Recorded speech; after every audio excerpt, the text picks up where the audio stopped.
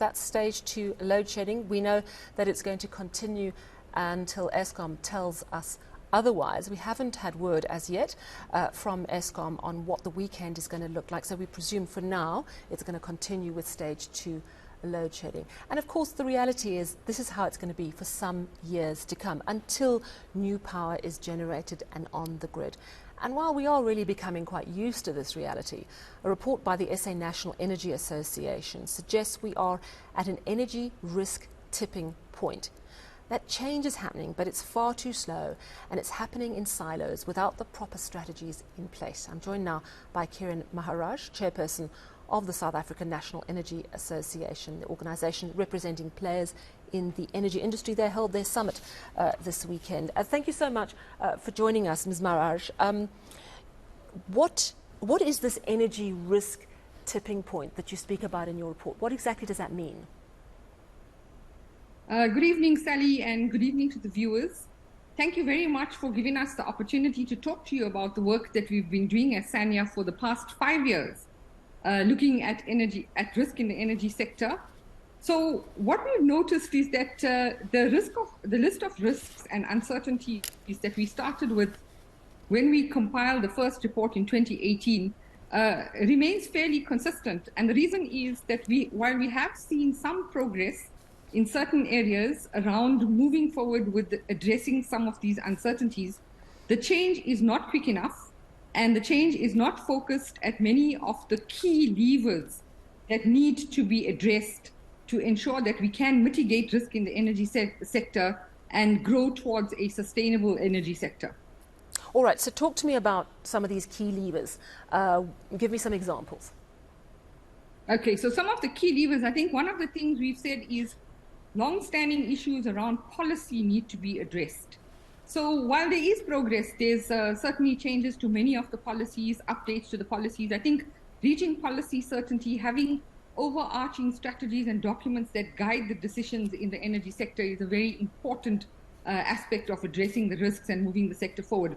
But I think more importantly is also that we need to start moving to a point where we all agree on what is best for South Africa and then buckling down and implementing what is best for South Africa. So we have many divergent views in the energy sector, and without deciding which ones are right and which ones are wrong, we have to reach a point where we converge and reach a level of consensus that drives a broad-based outcome that is beneficial to the South African economy, that doesn't build on parochial interests and address only certain issues and drive what is important to certain fraternities. We need a collective view that really talks to what is best for South Africa in the energy sector, and then we need to be able to stand up and say, this is the best thing for SA Inc., and move ahead with the implementation. So then let's also talk about implementation.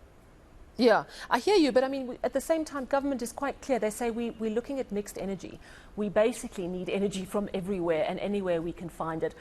We are going through this just energy transition. We are going to have to be reliant on coal to a certain extent, but we also believe in nuclear and we believe in alternative. Isn't that enough guidance? I mean, where are the disparities in agreement? So I think there's several points of disparity. So firstly, it's very easy to say we need a mix of energy, but does that converge in addressing some of the other issues? Like if you do have a mix, what is the most cost-efficient mix? Because we mustn't walk away from the fact that, given the current economic situation, energy still needs to be affordable, accessible, and reliable. So we need a mix of technologies that represent, bringing that trilemma together. Further to that, it's not just about deciding on the mix. It's about looking at how you implement the things that you need to do and then becoming facilitative about implementation. We have got so many imperatives on the table at the moment. There are several factors like, do we have sufficient skills? Are we able to bring in the types of equipment that we need to drive these different technologies? What are the lead times? Do we know enough about the specialization in terms of the technologies that we need? So it's not just about saying, I want this, this, and this. It's also about how you put these things in place. We also have other very simple challenges. And I think this is something that Eskom has been quite clear about in the launch of its transmission development plan. And that is all of the work that needs to take place to enable a strong and sustainable, reliable grid to be able to evacuate all of this power that we're talking about. And we must also remember, we keep talking about the Eskom grid, but that is inexplicably linked to the distribution and reticulation networks within the municipalities as well, which, if we look at on a day-to-day basis, the challenges that we have with reliability of these networks, they also need to be strengthened and made more reliable in the long term. Okay, so your report says that we're at an energy risk tipping point. At this rate of movement, how close are we to literally tipping over, and what will the consequences be? So, well, we have seen in the electricity sector specifically, the load shedding is having reached a tipping point. The question is the actions that we need to take with Eskom and the implementation of the various things that Eskom has pointed out to the country that needs to be addressed to create a reliable power system. Can we put that in place, or do we plunge the system into a worse situation in terms of load shedding? Having said that, we have great and grand plans for implementing renewable energy. Do these happen fast enough? Are some of the constraints around closing projects financially, getting the amount of components into the country timelessly to ensure that these projects are delivered on time? I think that's another aspect to watch, to keep a lookout at in terms of reaching this tipping point. Further to that, we do have to address the transition issues. We know that the climate change imperative is an important one.